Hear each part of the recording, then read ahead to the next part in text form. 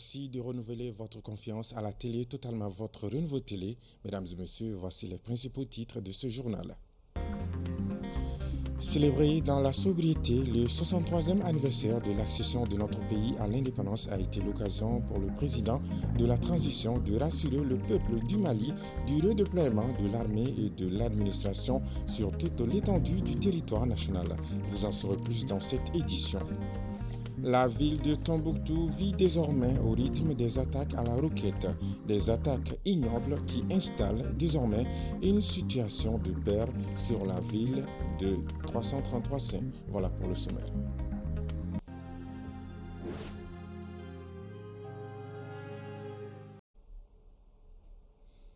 Bienvenue à tous aux informations. Le Mali a célébré ce vendredi 22 septembre 2023 le 63e anniversaire de son accession à l'indépendance. Compte tenu de la situation sécuritaire, le gouvernement a décidé d'une célébration sobre de la fête nationale. Après avoir présidé le défilé au 34e régiment du génie militaire, le chef de l'État, le colonel Assimi Goïta, a procédé au dépôt de gerbes de fleurs au monument de l'indépendance et à la stèle du soldat inconnu à la place d'armes du génie militaire. C'est ce que nous dit notre reporter Maliki Diallo. Dépôt de gerbes au monument de l'indépendance, revue des troupes par le chef de l'État, défilé des différents corps. La fête nationale du Mali est célébrée dans la sobriété cette année compte tenu de la situation sécuritaire marquée non seulement par des attaques terroristes contre les militaires, mais aussi contre les civils. C'est donc une manière pour le gouvernement de la transition de rendre hommage aux victimes des récentes attaques, notamment celle du bateau Tombouctou où une cinquantaine de civils ont été tués.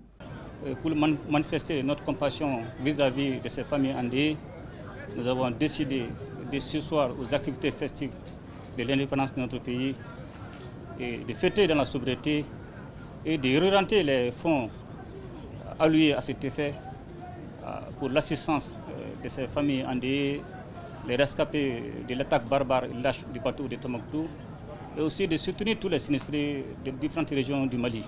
Au cours de cette célébration de la fête nationale, le président de la transition est revenu sur le retrait de l'aménagement voulu par le peuple. Le colonel Assimi Goïta a rassuré les Maliens du redéploiement de l'armée sur toute l'étendue du territoire pour sécuriser et rapprocher l'administration des populations. Avec la mise en œuvre de la résolution 2690 du Conseil de sécurité, le Mali va recouvrir sa souveraineté sur l'ensemble du territoire national et d'apporter les services sociaux de base à nos populations et aussi de cerner tous les aspects liés à l'insécurité. Ce redéploiement des femmes sur toute l'étendue du territoire va nous permettre de cerner et de lutter efficacement contre le terrorisme. Les invités à la cérémonie de célébration du 22 septembre ne doutent point des capacités de l'armée malienne à relever les défis. Je pense qu'aujourd'hui, les forces de défense et de sécurité, avec tous les moyens qui sont à leur disposition, avec la volonté qu'ils ont et la bravoure qu'ils ont, j'ai la conviction profonde que ce sera la fin, en tout cas, des hostilités dans le nord du Mali. C'est au peuple malien de s'unir et j'ai vu qu'il y a l'appropriation de l'armée, de l'outil de défense par toute la nation. Et quand tout le peuple malien est réuni, soudé avec son armée, nous savons que nous pouvons vaincre, quelle que soit l'adversité, nous pourrons les vaincre. Pour la souveraineté du Mali, les uns et les autres sont convaincus que les femmes veulent en découdre avec les groupes terroristes et leurs complices partout où ils se trouvent sur le territoire national. Et suivons à présent quelques réactions sur la célébration du 22 septembre, des propos recueillis par nos reporters. Le 22 septembre mérite d'être fêté et chaque année d'ailleurs c'est le cas en République du Mali à travers diverses activités, soit des courses de pirogues, soit des courses de vélos, soit des sports, ou art et culture, etc. Mais aujourd'hui, précisément cette année en 2023, les autorités actuelles ont vraiment décidé de commémorer autrement le 22 septembre, ce qui est normal et logique. C'est la suite des morts de nos soldats récemment et qui a motivé au fait cette décision. Parce que les militaires, il faut le dire clairement, qui se battent sur le front, méritent d'être célébrés, méritent d'être respectés. Parce que c'est des gens, des personnes comme nous qui ont décidé de porter la tenue et qui ont décidé de se débarrasser pour un bout de temps de leur famille, de leur épouse ou enfants et aller sur le front afin de défendre la dignité de notre pays, le drapeau de notre pays, l'hymne national de notre pays et l'intégrité territoriale de notre pays. Donc cette décision, elle est vraiment salutaire et nous devons continuer à nous mobiliser comme un seul homme afin de pouvoir faire de notre pays un pays véritablement d'hommes et de femmes libres et dignes. C'est ce que je disais tantôt. Je pense qu'il était loisible de fêter ainsi pour montrer au monde entier qu'on n'est pas touché au plus profond, mais nous sommes sensibles à ce qui s'est passé. Si nous sommes sensibles à ce qui s'est passé, on ne peut pas fêter le 22 septembre comme il se doit, mais on doit le fêter de façon modérée. Moi, je salue également l'initiative de l'État du fait d'avoir alloué le fonds qui devrait être alloué au 22 septembre pour venir en aide aux populations touchées ou en tout cas aux victimes de ces attaques barbares. Je pense que c'était la meilleure des choses. Et en parlant de cohésion, on ne peut pas parler en dissociant la population. La population doit beaucoup aider cette autorité qui ne ménage aucun effort pour arriver à leur fin. Je pense que le salut sera dans l'unité, je pense. Les festivités du 22 septembre de cette année, nous sommes très contents de cet événement du 22 septembre. Car aujourd'hui même, on pense que c'est du vrai 22 septembre. Ouais, parce qu'on sait que maintenant que c'est de l'indépendance même. Le 63e anniversaire de l'indépendance de notre pays a été aussi célébré à Caille ce vendredi, comme dans plusieurs localités du pays. Michel Yao, notre correspondant, nous en fait le récit. C'est par le dépôt d'une gette de fleurs au monument des Martyrs que le temps de la commémoration des 63 ans d'indépendance du Mali a démarré à Caille. Au camp militaire, les différents corps d'armée ont défilé sous le regard des personnalités civiles et militaires. Lors de la cérémonie, les autorités ont rappelé quelques points de la marche du Mali vers son indépendance. Celui qui oublie ses origines est voué à l'échec.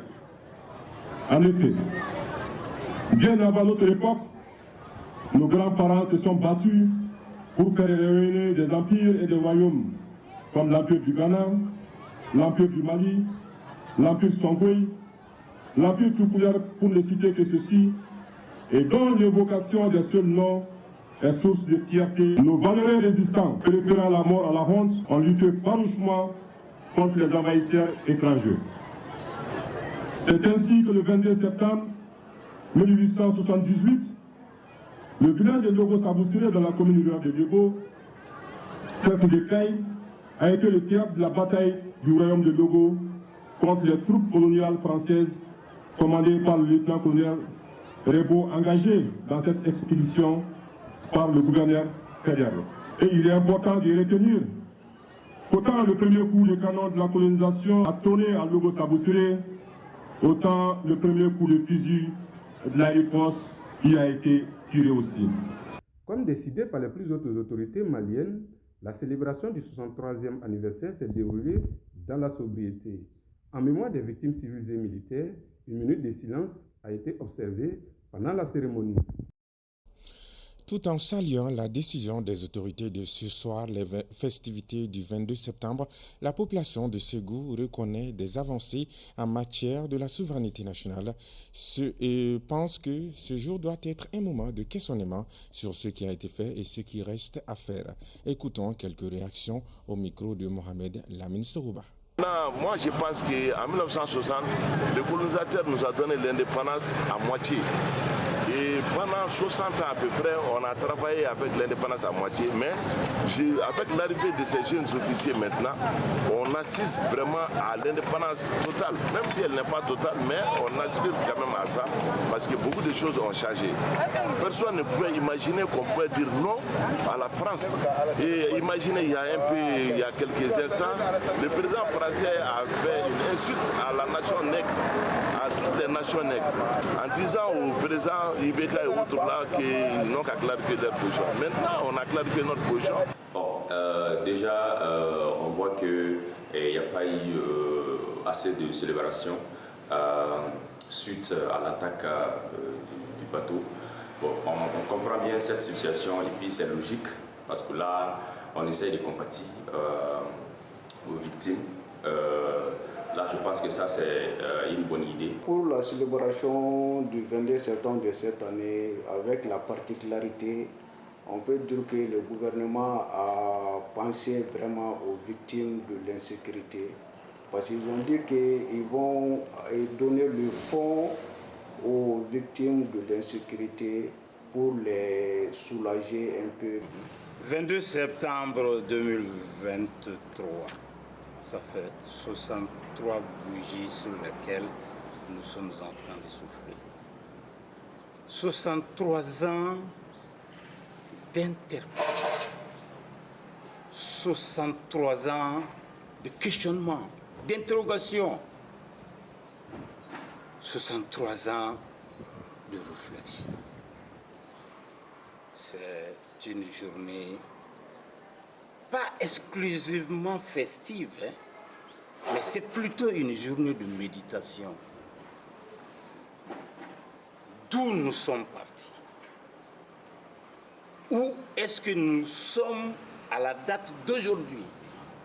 Quel est le parcours? Ce parcours, comment a-t-il été jalonné? Cela nous interpelle tous. Le 22 septembre est célébré dans un contexte sécuritaire très tendu dans la cité des 333 Saints, Tombouctou, compte tenu de l'attaque terroriste aux obus qui a visé hier la ville en plein cœur, faisant des morts et plusieurs civils blessés. Les autorités ont célébré la fête de l'indépendance dans la plus grande sobriété, marquée par un dépôt de gerbes de fleurs à la place de l'indépendance. Il faut signaler que la traditionnelle prise d'armes est annulée pour cette année. Toujours à Tombouctou, la ville vit désormais au rythme des attaques à la roquette. À l'espace de 3 semaines, la ville a été visée au moins 4 fois par les obus qui ont malheureusement fait hier des morts, notamment des enfants et des femmes. Des attaques ignobles qui jettent désormais une peur sur la cité des 333 Saints. Commentaire, Maimouna Ouidraogo. Pour la énième fois, la ville de Tombouctou a été la cible d'attaques à la roquette. Hier, en fin de journée, au moins 2 obus se sont tombés vers la pharmacie populaire et l'hôpital régional de la ville. Toutes les victimes seraient des civils, des enfants surtout. On compte déjà plusieurs décès. C'est la 4e attaque à la roquette qui touche la ville de Tombouctou en moins d'un mois, ce qui provoque une psychose sur la ville car personne ne sait quand le projectile va tomber. Les hommes sans foi ni loi n'épargnent plus personne, même pas les civils. Une stratégie ignoble qui vient s'ajouter au blocus imposé sur la région depuis plusieurs semaines. Ce jeudi 21 septembre 2023, vers 16h30, un échelon fameux dans sa mission de recherche et de destruction des groupes armés terroristes a déjoué et riposté vigoureusement à une embuscade des guetteurs terroristes dans le secteur de Nampala-Léré. Bilan provisoire côté ami RAS, côté ennemi 5 terroristes neutralisés, 5 AK-47, 4 motos, plusieurs moyens de communication, de boîtes chargeurs et divers matériels de fabrication d'engins explosifs improvisés récupérés. Poursuivons ce journal avec ce communiqué de l'Alliance du 22 septembre face au Diokan. Fidèles à la nation, des citoyens maliens de toutes sphères, des leaders de partis politiques et d'organisations de la société civile informe l'opinion nationale et internationale de la création d'une plateforme politique et électorale dénommée Alliance du 22 septembre face au Diokan. Son objectif est de préserver et consolider les acquis de la transition et d'esquisser des solutions face aux multiples défis que rencontre notre pays. L'Alliance s'inscrit en droite ligne des trois grands principes qui guident désormais l'action publique au Mali, à savoir le respect de la souveraineté du Mali, le respect des choix de partenaires stratégiques opérés par le Mali, la prise en compte des intérêts vitaux des Maliens dans les décisions. Elle entreprendra les démarches nécessaires pour une large concertation de l'ensemble des forces vives de la nation en vue de réaliser une unité de pensée et d'action indispensable à l'émergence du Mali, fait à Bamako le 22 septembre 2023. La conférence élective du bureau de la section syndicale des impôts du Mali Saint-Im s'est tenue ce jeudi au mémorial Modibo Keïta. Sungalo Traoré a été élu secrétaire général du Saint-Im par la commission d'investiture pour un mandat de 5 ans. Le nouveau secrétaire général du Saint-Im s'engage à défendre les intérêts des travailleurs des impôts ainsi que la paix sociale. Il s'exprime ici au micro de notre reporter Amadou Diarra juste après son élection. Effectivement, nous venons de mettre en place un bureau que je dirige en tant que secrétaire général.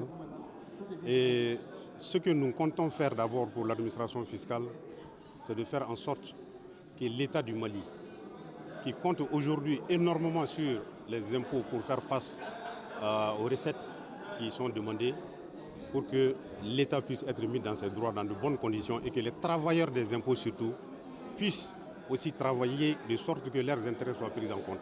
Nous sommes là pour défendre l'État, nous sommes là pour défendre les intérêts des travailleurs et j'espère que dans les 5 ans à venir, nous mettrons en place une stratégie qu'il faut pour que ces objectifs soient atteints. Je place ce mandat sous les signes surtout de la rupture avec les pratiques anciennes. Et nous le plaçons également sous les signes de la rénovation, sous les signes de l'amélioration de ce qui a été et de ce qui doit être fait. Nous sommes avec une équipe très compétente, des inspecteurs des impôts de grande valeur, et c'est avec eux que nous allons travailler de sorte que ce que je viens de dire comme objectif, c'est-à-dire que l'État puisse être mis dans ses droits de recette et que les travailleurs surtout soient également défendus dans leurs intérêts principaux. Donc ce qui se passe, nous pensons que ce n'est qu'une étape. Mais dans tous les cas, l'instant se lave en famille et nous pensons que nous aurons la capacité de rassembler tout le monde dans l'intérêt de tous les travailleurs et de l'administration fiscale de façon générale. Le message que j'ai, c'est vraiment un message d'apaisement, d'entente, de rassemblement, de faire en sorte que nous puissions tous, les travailleurs des impôts, parler le même langage et travailler de sorte que dans l'union, nous atteignions nos objectifs. Du 19 au 21 septembre 2023, la commune rurale de Douolo, dans le cercle de Bla, région de Ségou, a vibré au rythme de la 3e édition du festival de l'Association pour le développement de Douolo. Une manière pour les ressortissants de la localité de promouvoir la culture et l'économie locale. Zakaria Oumar Keïta nous en parle. Pour les membres de l'Association pour le développement de Douolo, ADD, l'objectif visé par le festival est de rassembler la population locale et les ressortissants afin de contribuer au développement de la commune. L'objectif de ce matin, c'est rassembler les villages, les fils du village de Douolo. C'est l'objectif aujourd'hui de cette cérémonie. Vraiment, on veut que la jeunesse nous aide et que la jeunesse participe massivement à cette cérémonie. Parce que sans la jeunesse dans un village, rien n'est valable. Seule la jeunesse peut mobiliser, seule la jeunesse peut avancer les choses, seule la jeunesse peut aboutir à nos souhaits. Vraiment, on veut que tout le monde participe à cette association. Pour les autorités communales, l'initiative de l'Association pour le développement de Douolo, ADD, est salutaire et contribue du développement local. Je remercie encore une fois de plus l'association ADD, qui vraiment, depuis sa création, a mis en place de multiples œuvres. Donc, vraiment, moi, je ne peux que les remercier et ensuite leur demander encore de se donner la main, en même de travailler en synergie et pour que les objectifs de la commune soient atteints. Par rapport à la population, je demande encore une fois de plus à toute la population de la commune de Douolo de s'unir, de se donner la main et afin que nous puissions vivre en cohésion sociale. C'est ce que vraiment j'ai à leur dire, c'est ce message que j'ai à leur dire. Ensuite, je leur demande encore qu'ils sachent qu'une commune ne peut être développée sans l'appui de la population. Durant les 3 jours de festival, plusieurs activités ont été menées. dont la visite guidée des infrastructures locales, des prestations artistiques et culturelles. Il faut rappeler que la commune rurale de Douguolo compte 6 villages avec une population de 64 000 personnes. Bonne fête de l'anniversaire d'indépendance du Mali à tous les Maliens du Mali et d'ailleurs. Que la paix et la grâce de Dieu soient sur le Mali. Amen. Bonsoir.